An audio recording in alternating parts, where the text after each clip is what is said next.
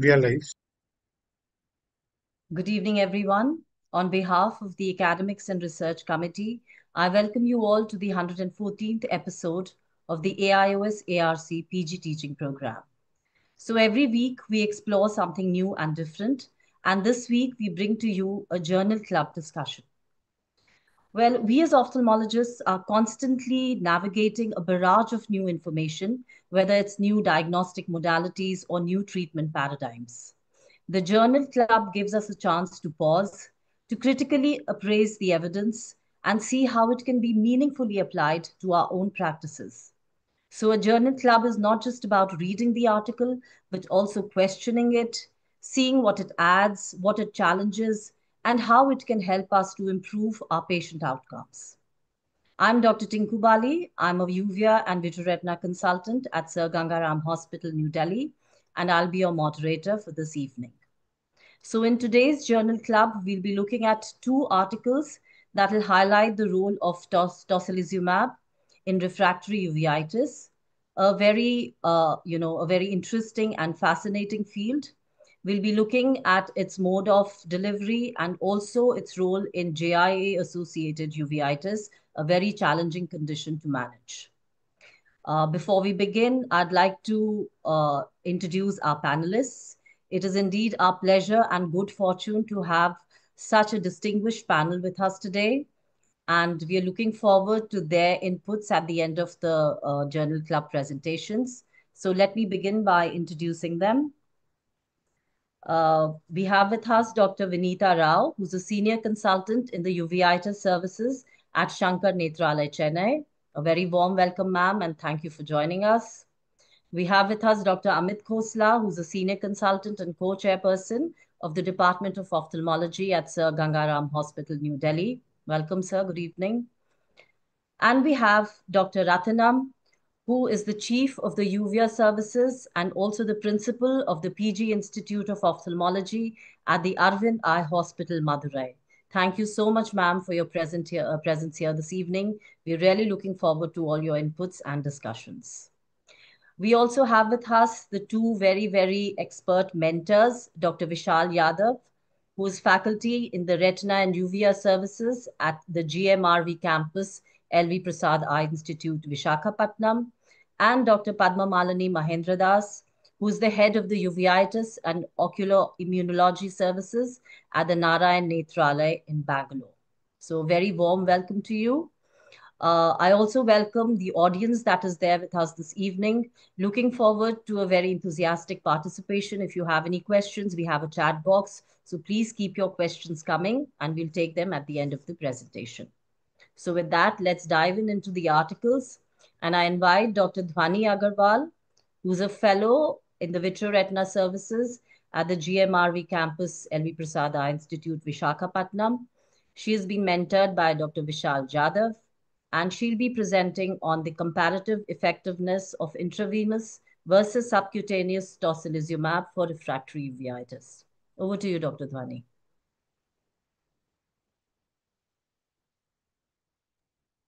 Thank you so much for the introduction, Doctor. Are my slides visible? Yes, they are. All right, so we'll start with the first article of the evening. Here are the abbreviations for my presentation, and the objective for today is to compare the efficacy and safety of intravenous tocilizumab with subcutaneous tocilizumab in non-infectious refractory uveitis. So non-infectious uveitis is mostly of undifferentiated origin, and it is characterized by intraocular inflammation related to secretion of pro-inflammatory cytokines such as TNF-alpha, interleukin-6, and interleukin-17. The current treatment protocol suggests the use of systemic corticosteroid drugs with DMARDs in cases of steroid dependency or severe inflammation. And the next step is to use biological agents. Now, interleukin-6 has a very pertinent role in uveitis because it subsequently increases the production of VEGF, which disrupts tight junctions in RP cells. And STOP uveitis study has showed improvement in visual acuity, vitreous haze, and macular edema by the usage of intravenous tocilizumab.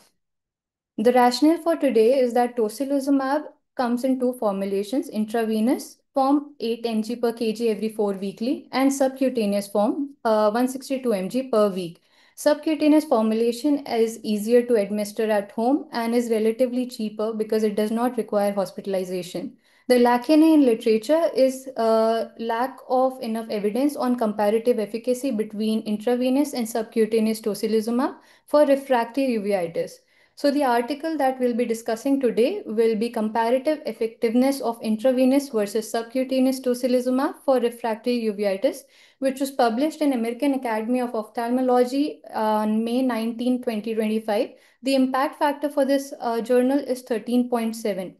If we talk about the methodology, the patients consisted of multi-center. It was a retrospective observational study for a duration of 13 years. It was done in three major hospitals of France and it included 136 patients. The inclusion criteria were adults with non-infectious intermediate uveitis, posterior uveitis, and pan-uveitis who showed resistance to the first line of treatment with corticosteroid or treated with tocilizumab. An exclusion included patients treated with tocilizumab for extraocular manifestation. The decision to introduce tocilizumab and the administrative route, whether intravenous or subcutaneous, was left at clinicians' discretion. Demography, uveitic characteristics, treatment characteristics, and adverse effects were recorded at 6 and 12 months and at baseline.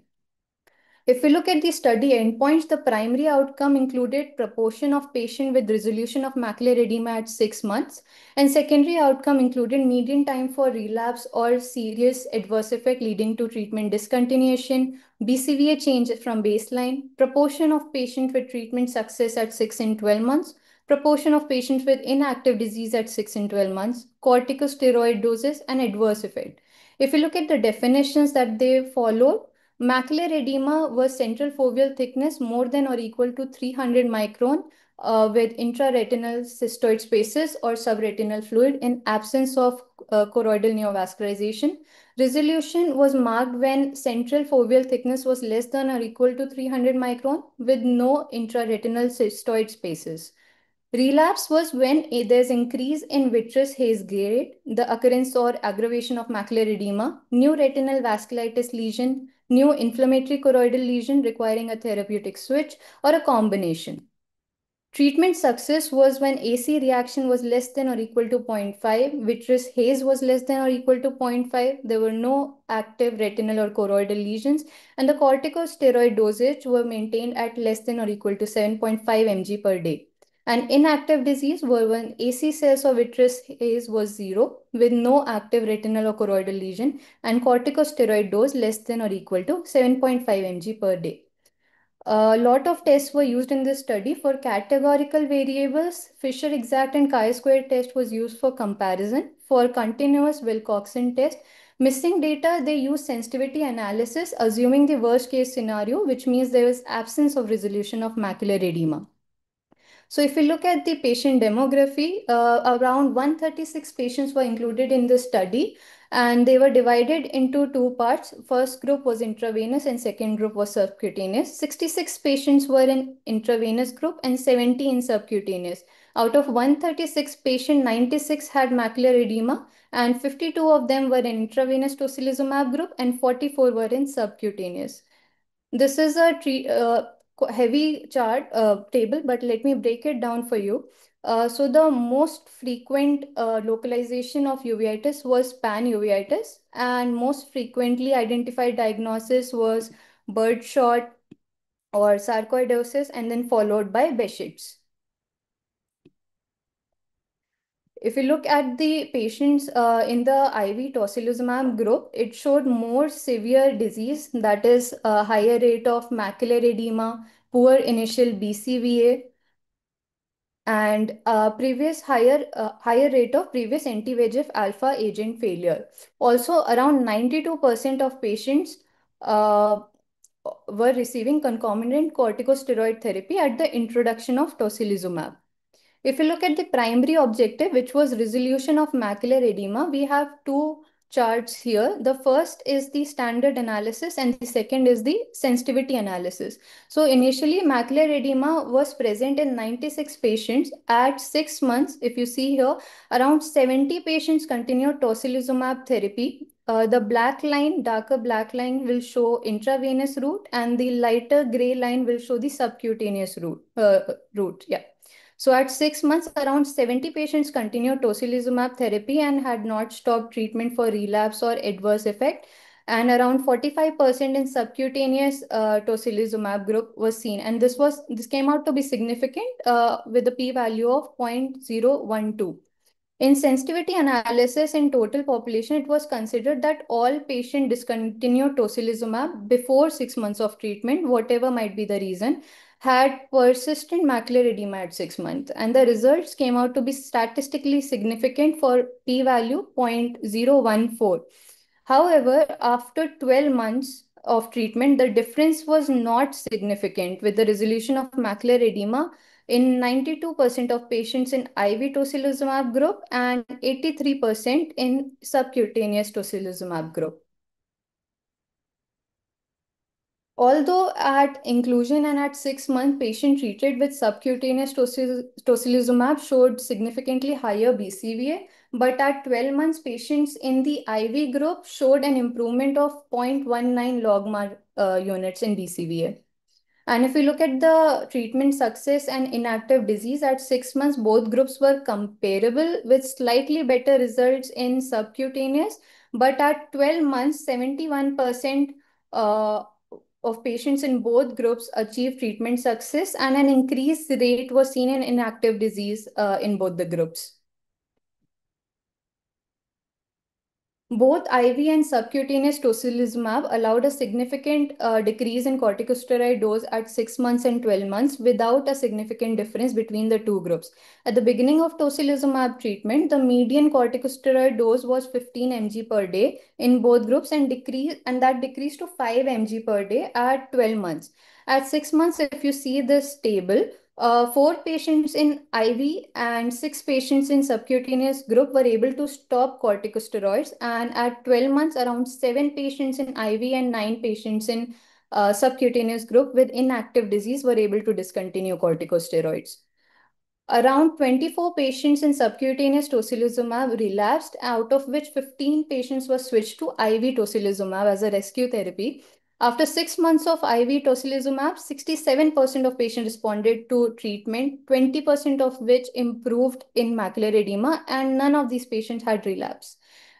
90% of the patients received corticosteroid dose of 10 mg per day or less 6 months after switching to IV tocilizumab.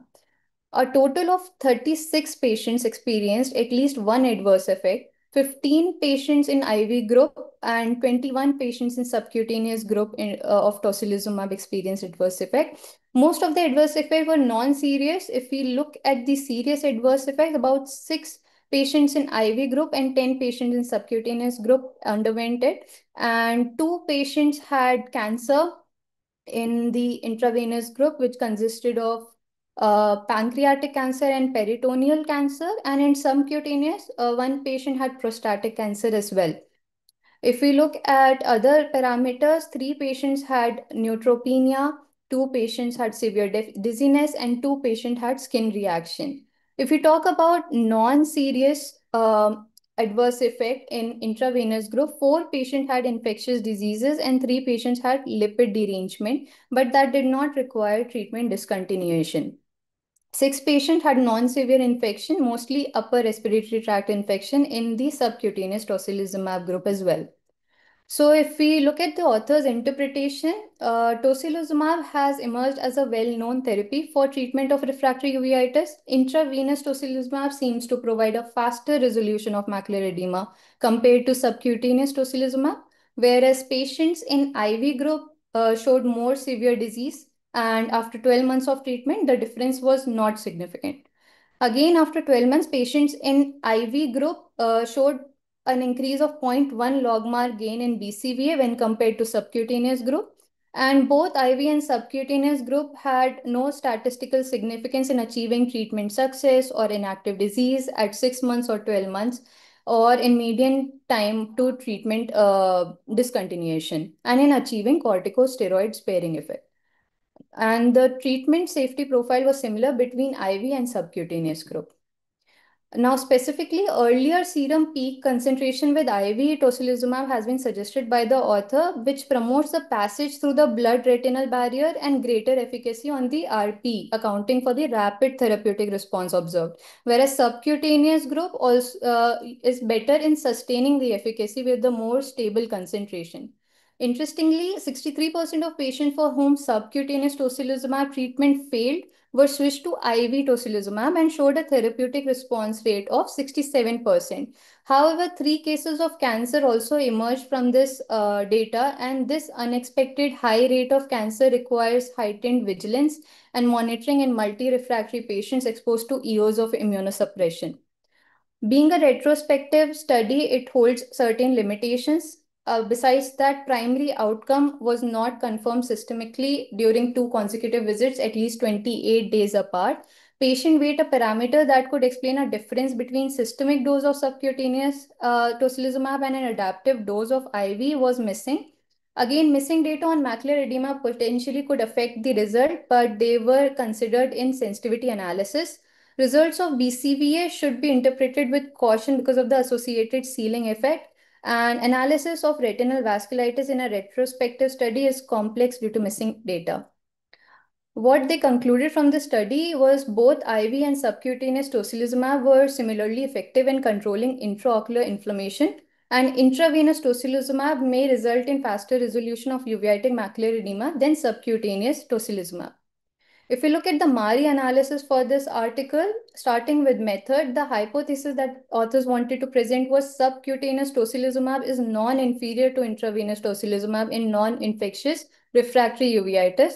It was a multi-center retrospective observational cohort study which was conducted across three major hospitals and included 136 patients.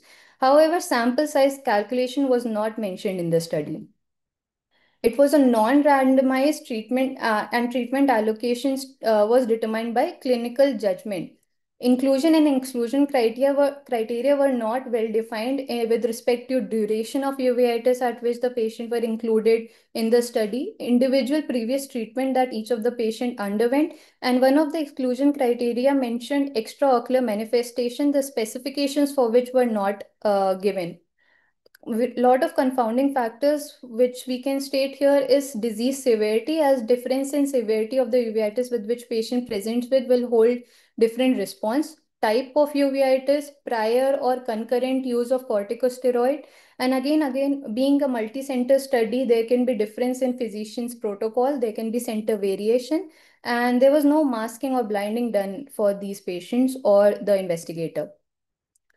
Primary and secondary outcome measures were not answered in with respect to, they are talking about response of macular edema, but the definition of response in macular edema does not include percentage of reduction or the quantitative analysis with which they could tell this result was significant or this result was not. Again, they also implied in secondary outcome the intent to find the mean time to relapse, but no data was available in the results for that. The protocol for switching from subcutaneous to intravenous tocilizumab was again not mentioned properly. And adverse effect, when exactly did they start occurring in patient with respect to which were serious, which were non-serious, is also absent. However, the statistical analysis was accurate and precise. Some of the biases that holds true for this analysis is selection bias, confounding bias, performance bias, reporting bias, and recall bias. If we look at the results, intravenous group is 3.96 times more likely to respond in terms of resolution of macular edema at 6 months, but there will be no difference at 12 months. Visual acuity improvement favored IV group at 12 months. There's no significant difference in rates of inactive disease or treatment success at 12 months, and both groups showed significant corticosteroid sparing effect. Adverse effect rates were comparable, but there were very serious events also that were observed. Again, there was no mention why the attrition happened for certain patients. An unequal distribution between the groups can lead to false positives as well. Even the cumulative dose of tocilizumab that was used during the treatment duration was not mentioned. And they also mentioned 24 cases of subcutaneous tocilizumab that relapsed, but only 15 patients were switched to intravenous. The cause of this disparity is not known. So what I could interpret from this study was that intravenous tocilizumab promotes faster initial resolution of severe macular edema, but both administrative routes are effective in long term for controlling intraocular inflammation. And high rate of treatment switch from subcutaneous to intravenous after suboptimal response indicates clinical utility in severe cases. Something which could be extrapolated is efficacy of subcutaneous tocilizumab in various types of uveitis, age group, or demography. And again, a prospective study with tocilizumab intravenous versus subcutaneous as first line and monotherapy in non-infectious uveitis will be more useful. In the end, I just want to conclude with a simple quote. The art of uveitis management lies in matching the right molecule at the right dose by the right route. Thank you. So thank you, Dr. Dhwani, for that very excellent presentation. You analyzed the article perfectly, highlighted all its drawbacks as well as its strengths and gave us some great learnings. So before we go on to the panelists, I'd invite Dr. Vishal Jadhav to give his comments on why he chose to present this article and anything else that you would like to highlight at your end. Dr. Yes, Vishal. again at the outset, thank you AIOS and ARC committee for having us here. It's a great learning exposure again. The common theme for today is tocilizumab, as you have already mentioned and very well presented, Dhwani. The article. If I may interrupt, Dr. Dhwani, please, I request you to stop sharing your slides. Sure. Thank you. Yeah. Okay, thank you. Yeah. Yes, please. So the reason for choosing this article again is because we are seeing quite a few larger number of cases where the non-infectious group of uveitis especially are having cases where there is too much of refractory uveitis which we are seeing. And just from the initial point of treatment of giving a topical therapy, then moving on to the systemic corticosteroids, going on to the immunomodulators, and jumping onto the biologics at the end. Maybe we are not having that much of a great or a we are having rather suboptimal outcomes in those cases. So in such cases, if we have to use the newer biologics, relatively newer biologics, if I have to say that tocilizumab is one of the emerging options, we need to find that. So again, which route is the more common one which needs to be seen? That is subcutaneous or intravenous. So that's why the rationale for choosing this article. Apart from whatever Dhwani said, one of the two important things which they highlighted was the resolution of macular edema. They focused more upon macular edema. Still, one of the strengths was they had a comparative arm between the two routes. Along with that, they have a relatively equal number of patients, but eventually, as and when the treatment followed, the number of patients who opted out was more.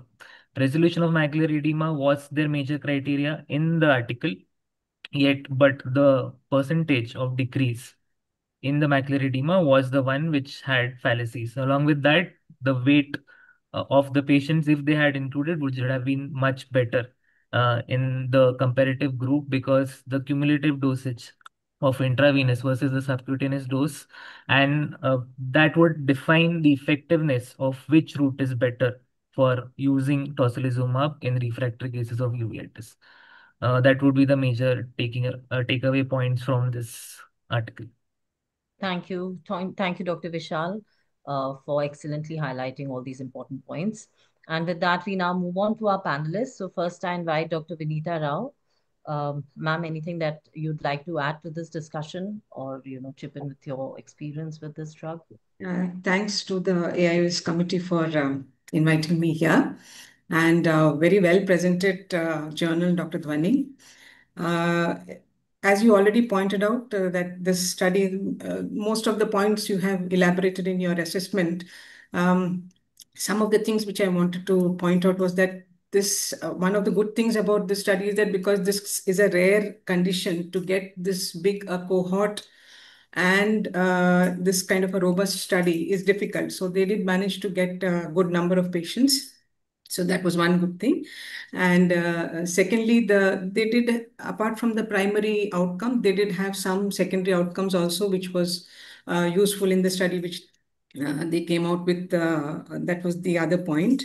And mm, the other thing was basically they did have a lot of transparency in the study, including the adverse effects, which was a little concern. Um, so they were quite open about the safety reporting also. And the other thing was, yeah, so in the because it was left to the clinician's discretion uh, to put the patients in each of these groups, some amount of bias was there because the more severe disease went to the IV group. So that was one of the things. But having said that, because it is a large number, it is a very useful study. Um, some of the other things which I wanted to say was, yeah, so one of the things is it's a very heterogeneous group of diseases that they have included. So sometimes it becomes a little difficult to assess or judge the usefulness of this of each route in a generalized heterogeneous group rather than you looking at it at one particular set of diseases. The other thing they did not assess is the functional outcome, the quality of life of the patients who go in for this IV treatment. So the loss of hours for them traveling to the clinic, and it's not just the 1 hour of the infusion, before and after time also. That was the other point. And when they looked at the OCT interpretation also, the details of it was not there, like the different machines, the interpreters, all those also will have a bearing on the OCT interpretations. Okay. And so although there were visual gains in the IV group, uh, to begin with, the subcutaneous group already had a better vision. So as that is what this talked about, the ceiling effect thing, whether they couldn't assess it completely in that. I think that is more or less Thank what you. I wanted to say about the journals. Thank you so much, ma'am. Dr. Khosla, would there be anything that you would like to comment upon Yeah, or add? I like to comment about the tocilizumab role in India. So Yes. basically, it is used for vasculitis. So the non-infectious uveitis TNF blockers are better. If you see primary, the indication for tocilizumab is giant cell arteritis, is other vasculitis like Takayasu's, and systemic JIA. So the vasculitis which they did was Behçet's, which is rarely present in India. Number two, they had birdshot, which is not there. So basically, sarcoid is the common factor. So in the Indian scenario, tocilizumab is costly, higher risk of infections. So it will be the last resort in our patients, only with those with vasculitis. The second thing is when you do subcutaneous, the dose is fixed. While in the IV, you can have a variable dose according to the weight. So the efficacy will be much more in the IV group. Now, there are two schools of thought. One is that you want immediate in a vasculitis, you may have occlusive vasculitis like Behçet's. So I had one patient who was not responding to TNF, came from Uzbekistan, and I couldn't give IV because COVID time the IV was not available, and the subcutaneous takes time to act, and the occlusions occurred. So if you are a steroid user, then it's fine. But if you want to do only tocilizumab, you may lose the eye. So the IV will always be better. Secondly is the cost factor. The cost is much more. And with the newer drugs, we may not be using it too often in India. The second thing is that the high risk of infection. IL-6 is responsible for your ESR and CRP going high. Now, if you have a patient who has infections, you will not pick it up. So you need very good care of patients of tocilizumab. The risk of infection in the pediatric rheumatology in our department, we have had two patients, one died with dengue, one died with H1N1 because you don't pick up the disease early. So tocilizumab is going to be used with caution because of the risk of infection. Well Thank you. pointed out. Thank you. Dr. Ratanam, looking forward to your inputs. Dr. Ratanam, ma'am. Yeah, I totally agree with both the panelists. It is very expensive, and even in our clinic, it is the last resort. And we have only experience with IV. We have never thought about subcutaneous. The cost as well as the side effects makes us choose adalimumab at least adalimumab and rituximab, but more than tocilizumab. The cost is really prohibitive. So Otherwise, the presentation was wonderful, and it was not randomized trial. One thing. So as Vinita mentioned, probably the toughest cases were taken for IB. So it is not, we cannot learn much definitely from this paper. Maybe in future they will have some randomized double-blind study also. But in India, it may take a very long time before we start using for many patients. Thank you. Thank you for the opportunity. thank you. Dr. Vinita Rao, ma'am, what has been your experience with this drug? Or have you been using it, or would you be, looking forward to Yeah, using it? so in our hospital also it has very limited use, like both the other panelists also said that very limited use only in those cases with very refractory, and we don't have any other options. So then those are the cases. Also considering that the patient should have access, the financial ability, and should be able to go to the clinic at the required time and get the IV infusions done. So we have used it for refractory GIA and panuveitis, but very, very limited. Dr. Vishal, what about your clinical experience? How often is being used in LVP? Yes, I think it's the same as the other institutes, because the first preferred choice for us also would be subcutaneous adalimumab for refractory non-infectious uveitis, especially GIS. So again, very limited uses of tocilizumab. Secondary, if we have to go on to a second immunosuppression, again, we would be thinking of tofacitinib rather than tocilizumab. But yes, if at all it picks up, and the financial constraints would definitely be there in cases of tocilizumab. Yeah. So I think it's 40,000 for an injection. How much would it be? Yeah. Okay, so with that, let's wrap up this article. So thank you very much. Thank you, Dr. Dhwani. So it's just not about what the article gives us, but also about using your skills of critically examining the article and highlighting its weaknesses and strengths. And you did that excellently. So congrats to you and to your mentor, Dr. Vishal. So with that, we move on to the second article, and that is again looks at tocilizumab in patients with anti-TNF refractory juvenile idiopathic arthritis associated uveitis. That is the aptitude study, which was a multicentric single-arm phase 2 trial. And presenting this is Dr. Shubham Darade, who's a final year DNB resident at the Narayan Nethralaya, Bangalore. And he has been very ably mentored by Dr. Padma Malini Mahendradas, who is also the head of the uveitis and ocular immunology services at Narayan Nethralaya. So over to you, Dr. Shubham, and looking forward to your exposition of this article. Yes, sure.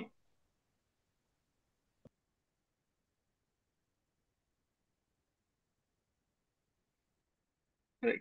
Is my screen visible? Yes, Yes, it's it is visible. visible. It's visible. Yeah. Okay, so good evening, everyone. Today I'll be discussing the aptitude study as ma'am just introduced, and I'll be mentored by Dr. Padma Malini. I'll be discussing this article under the following headings. About the journal, the study is published in the Lancet Rheumatology Journal, which has an impact factor of 16.4. The article was published on February 7th, 2020.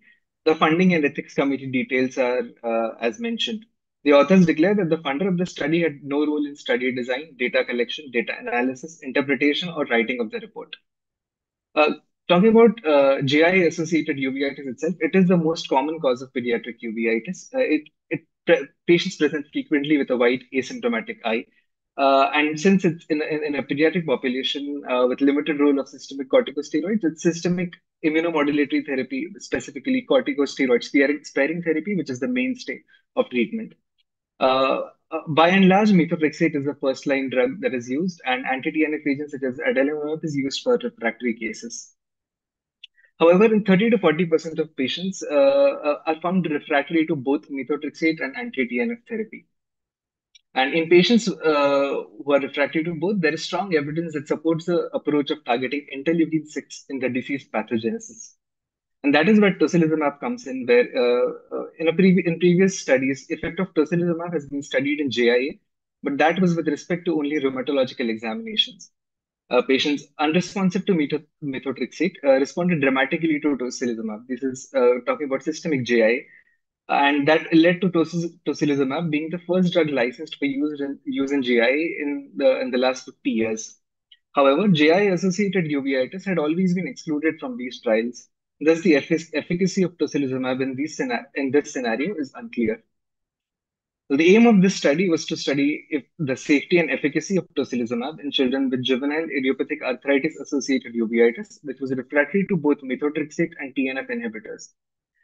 Looking at the study design, it was a multi-center single-arm phase 2 trial, which incorporated 7 tertiary hospitals in the UK as shown besides, and a Simon's two-stage design was followed. I'll elaborate on that a little further.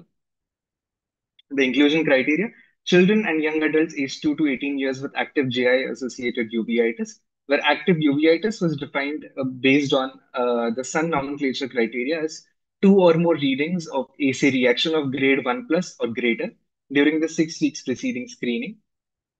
Patients must have had an inadequate treatment response with at least one anti-TNF drug and have been on at least one anti-TNF drug for at least 12 weeks at any time before the enrollment in the trial. They must have been on methotrexate for at least 12 weeks with a stable dose for at least 4 weeks before screening and without an adequate response. There were a list of exclusion criteria, with the key exclusion criteria being previous exposure to tocilizumab, previous participation in another clinical trial of another investigational medicinal product, receiving more than 6 topical glucocorticoid drops per day, receiving more than 0.2 milligram per kg per day of prednisone. There should not have been any intraocular surgery within 12 weeks of registration, an intraocular pressure of more than 25 millimeters of mercury, and any other autoimmune disease overlap with JIA. The intervention in the study was a subcutaneous 162 milligram tocilizumab injection, which in cases of more than 30 kilograms of body weight was given once every 2 weeks for a maximum of 24 weeks and a maximum of 13 doses. And in less than 30 kgs, it was once every 3 weeks for 24 weeks for a maximum of 9 doses. The injections were administered either at hospital or at home. Missing 2 consecutive doses or 3 total doses was considered as withdrawal from treatment. They were followed up to 12 weeks after completion of treatment. Looking at the study design, during screening, participants who were fulfilling eligibility criteria and providing fully informed consent were then enrolled, and complete baseline assessments and questionnaires prior to the first injection of tocilizumab was done.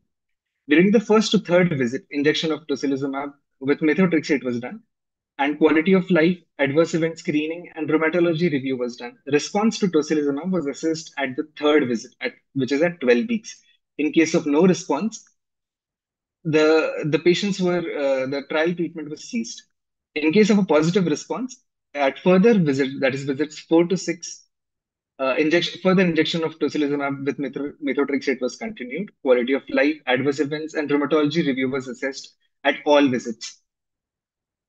Again, in case of inadequate response at any visit, the trial treatment was stopped. However, in case of positive response, a post-treatment follow-up was done, which was 12 weeks after ceasing trial treatment. At post-treatment follow-up, quality of life, adverse event, and rheumatology review was done. And if in case of any additional treatment administered, was recorded. Well, at each particular visit, for the following parameters were assessed: visual acuity, AC cells and flares, vitritis, vitreous haze, intraocular pressure, OCT, hematological, biochemical, and urine analysis, quality of life questionnaires, American College of Rheumatology pediatric scores, adverse events, and a review of medications. The authors defined the primary outcome as a response to treatment, which was further defined according to Sun criteria as a 2-step decrease in the level of inflammation, that is anterior chamber cells, or a decrease to 0 between baseline and 12 weeks of treatment. Secondary outcomes included safety and tolerability of tocilizumab, compliance to therapy, corticosteroid use, quality of life as assessed by questionnaires, the ACR pediatric 30, 50, 70, 90, and 100 scores, and juvenile arthritis disease activity score. This study used a Simon's two-stage design where an interim sample size of 10 was used. Now, based on a critical interim value of 2 treatment responses, a sample size of 22 patients was needed for the full analysis, with the critical value being of 7 treatment responses, that is, 8 or more treatment responses being the critical value. If there were 7 or fewer treatment responses, it would be concluded that the further study of tocilizumab should be abandoned. And the study was performed with the principle of intention to treat. Coming to results and discussion, a total of 44 patients were screened at 58 screening events at the 7 tertiary hospital sites in the UK, out of which 24 patients were declared ineligible at screening, and 26 met the inclusion criteria. The main reasons for ineligibility were mainly absence of active anterior uveitis as defined in the protocol and presence of clinically significant deviations in laboratory parameters. Out of the 26 eligible patients, 4 did not provide consent, and thus 22 patients were enrolled in the study, out of which further 1 patient was declared ineligible and hence did not receive the intervention. Out of the 21 patients who received intervention, 17 had discontinued treatment before the completion of 24 weeks, out of which 6 discontinued treatment before 12 weeks, 9 discontinued at 12 weeks, and 2 discontinued between 12 and 24 weeks, and 4 completed the full 24 weeks of treatment and 12 weeks of follow-up. Looking at the baseline demographic details, participants were aged 5 to 17 years, and 18 of them were women. All the participants in the study had taken adalimumab, and none had received any other TNF inhibitors. Looking at the primary outcome from the interim analysis of 10 patients, 4 of the 10 participants responded to the treatment, indicating that the trial should continue. 7 out of the 21 participants achieved treatment response at week 12. Of the 6 patients that had discontinued treatment before week 12, 1 was classified as treatment response, and the other 5 as non-responders. Of the 6 patients who continued treatment after 12 weeks, 4 were classed as treatment responders at 24 weeks. This table shows a summary of the responders in terms of the anterior chamber reaction, in terms of anterior chamber cells. The asterisk indicates the 1 patient who withdrew from treatment after week 8 visit and was assessed by the committee to be a responder at 8 weeks. Looking at the secondary outcomes, the safety dataset consisted of all 21 patients who received at least 1 dose of the study drug. A total of 175 adverse events were reported. However, no serious adverse events were reported.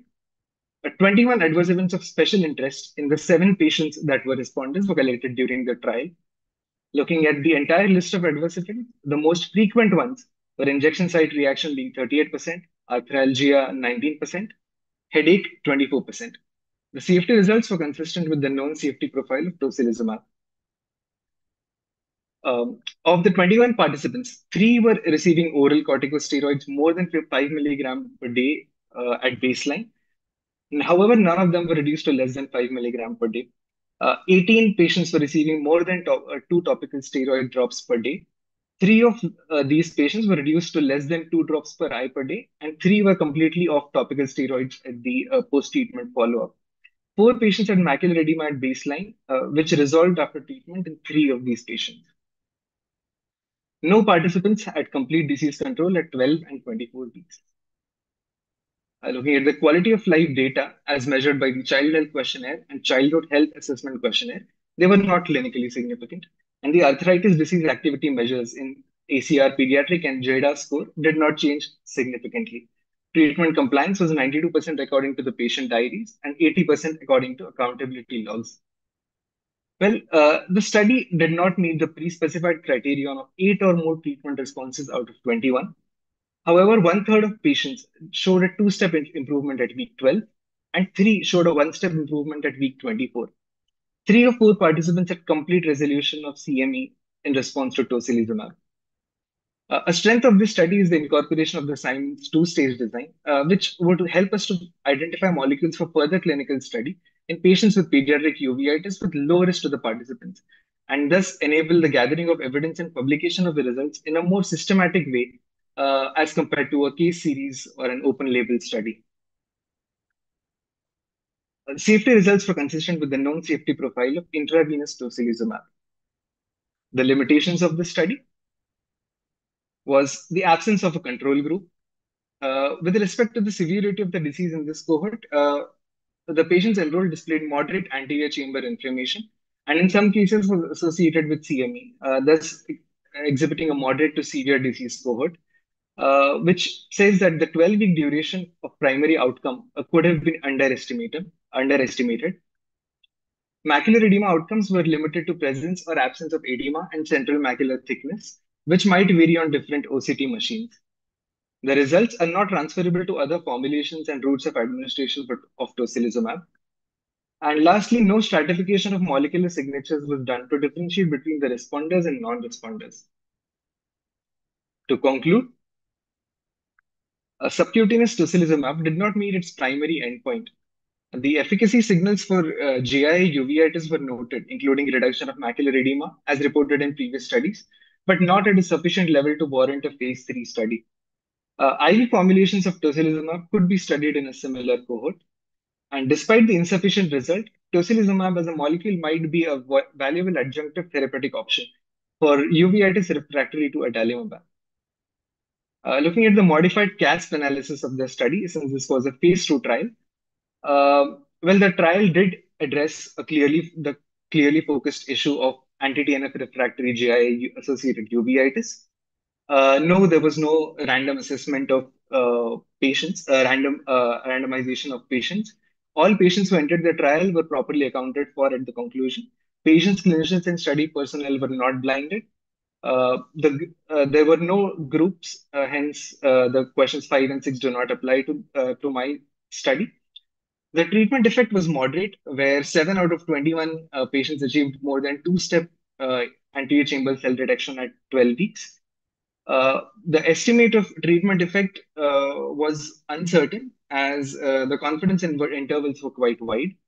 These results could be applied to the local population. All the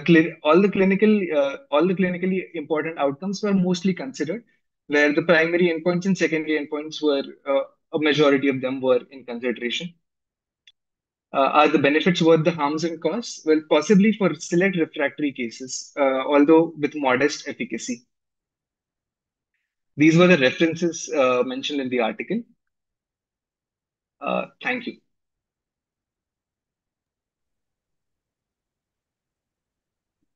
Darade. Thank you so much, Dr. Shubham, for that excellent analysis of the article.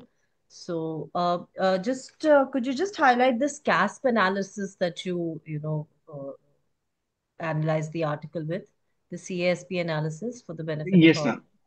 Yes, ma'am. So CASP analysis is typically is a list of questions that is used to critically analyze a randomized control trial. So the questions that I posed on the left-hand side, the answers to those would determine whether the soundness of the study and how much we should rely on the interpretations and results of the authors. Thank you so much. Thank you. Very nice indeed. And with that, I request Dr. Padma Malini to give her views on this article, how we can actually extrapolate it clinically, and why did you choose to present this article, ma'am? Dr. Padma Malini? Yes, good evening. Good evening. Yes, at the outset, I thank Dr. Prashant, Dr. Tinku, and the ARC team for giving us the opportunity. And thank you, Dr. Shubham, for the simplified presentation. The article is a classical example of a small data without favorable outcome representation. Yet, it is a landmark work in a TNF refractory uveitis. Name is very much apt for this study as an aptitude. And Siemens two-stage design is a good design with less sample size. Even though the authors analyzed many parameters, was primarily based on the AC cells by Sun classification. OCT was analyzed, the results were not significant. However, in refractory posterior uveitis, the features including macular edema are of paramount importance. The details were not clearly mentioned in the article. ACR, American College of Rheumatology Pediatrics course, And JADAS, Juvenile Arthritis Disease Activity Scores details are not mentioned in the manuscript, even though the synopsis is mentioned in the annexure. As we discussed with the previous paper, it is an expansive drug. It is useful in refractive cases where they don't respond to immunosuppressives or anti-TNF, especially in refractive macular edema and refractive retinal vasculitis. So, uveitis and autoimmune disease, when we have a small cohort of patients, when we use the drug, even if it is not found to be effective. And this article highlights how you can do systematic analysis and bring it out in a form of publication. And even it can be useful in refractive cases. However, the prospective with larger cohort is needed to validate the observation.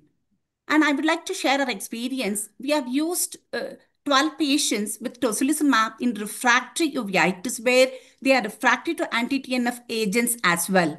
Predominantly, we have used it for uveitic macular edema and also the retinal vasculitis. In addition to that, we also have used tear cytokine analysis, and we found that in addition to increased IL-6 in the tears, we also found elevated VEGF level, interleukin 17A, and increased ICAM level. And these markers were significantly reduced following therapy. In a cohort, as we know, in severe cases, we tend to use intravenous route, and pediatric cases, predominantly, we have used the subcutaneous route. And so coming to side effects, we have come across minor side effects like infusion site reactions and things. But one patient had reactivation of tuberculosis, which has not been reported in the literature so far in our cohort. So in these cases, you give them a weekly subcutaneous dose or a bi-weekly dose? How do you do that? Is it a weekly? See, this bi-weekly dose of subcutaneous was given for her patients, and intravenous was once in 4 weeks was given. Okay, thank you. So thank you so much. That was a very interesting article and very well analyzed by the young presenter. Thanks to your mentorship. Thank you so much. And with that, we move on to our discussants. Dr. Ratanam, ma'am, I would invite your comments on the article and anything else that you would like to add, from your experience, any other points that you would like to highlight, ma'am. Dr. Ratanam? Yeah, I congratulate the presenter. He did a very good job. It was very clear. For a student to absorb this much and present so clear is very, very nice. And probably mentorship by Padma Malini has also be appreciated. Regarding the paper, as she rightly mentioned, it is a smaller study, and many children really got dropped out. So we cannot really take this value alone. We need a little more cases and another bigger prospective study. But we do have concerns whether it will be done in India, which is not that possible. Anyway, we have to wait for further studies. True. Thank you. So thank you, ma'am. Dr. Khosla, anything that you would like to highlight? Yeah, great presentation. They have taken up rare topics and presented so well. Just a practical approach that when you have a juvenile arthritis, it is not a one entity. You can have oligo, poly, or systemic. So the systemic disease has vasculitis. So tocilizumab is the first line of treatment for systemic JIA. The major component is the HLA-B27 JIA, which does not have any role of IL-6. So my experience of 25 years is that TNF is becoming the first line. Tocilizumab has been tried, but you need to give 3 to 6 months for the TNF to work, and tocilizumab will not control the TNF receptors, which are the most common issues in JIA. So it's important that when you give the drug, how chronic has been the disease. So a child of JIA who's been there for 1 year or 5 years with active uveitis will require different levels of treatment. So today the focus is that if you want to shift from TNF within adalimumab, you can shift to infliximab. But infliximab is an infusion which is given per kg body, but it's not a fixed dose. So if you have a patient who has adalimumab resistance, you can go to infliximab, which is the same group, but at a higher dose. And that is more practical. Thank you. So Dr. Vinita Rao, ma'am, anything you'd like to add to this? Professor Ramanan does visit Shankar Nethralaya many times, and we have had the good fortune of listening to his talk on these studies last time when he came.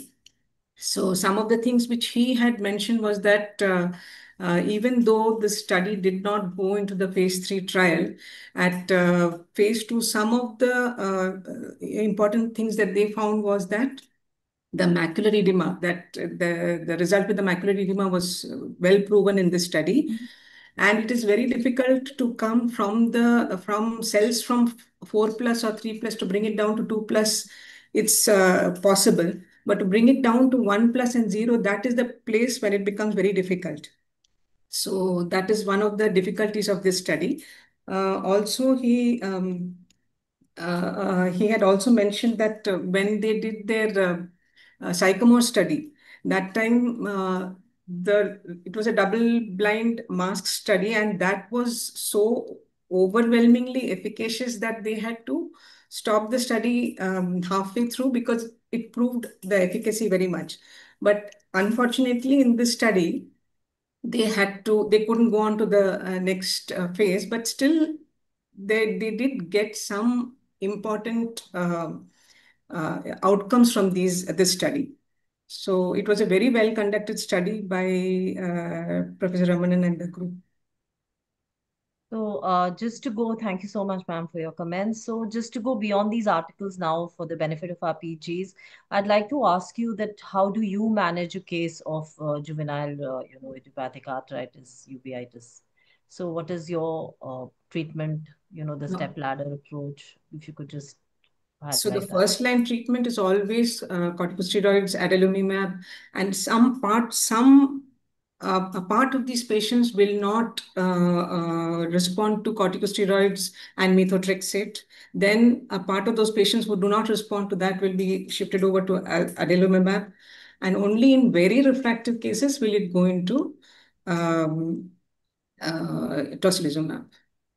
Ma'am, what has been your experience with JAK inhibitors? Have you used those? Yeah, so JAK inhibitors are also very useful now because of the ease of giving the medication, and also the results seem to be very good.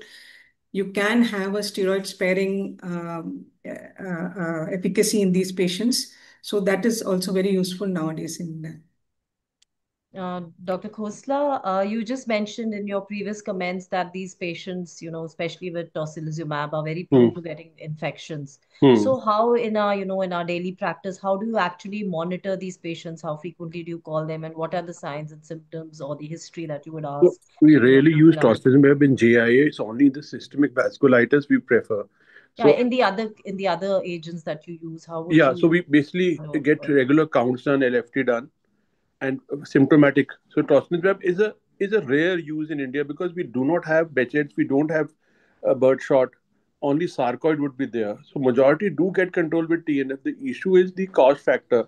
So in uveitis, we have to understand we are looking for 2 to 5 years of treatment, not a 6 months or a 1 year treatment. I doubt very few people in India will be able to afford tocilizumab over 5 years.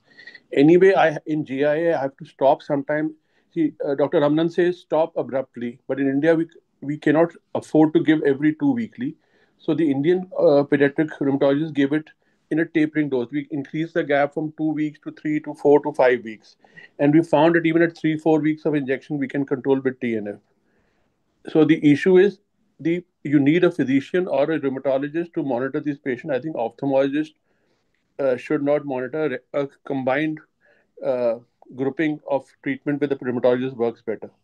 As for JIA, I would just say every child who has uveitis, methotrexate should be started immediately, because rarely do you find patients who get controlled with topical steroids.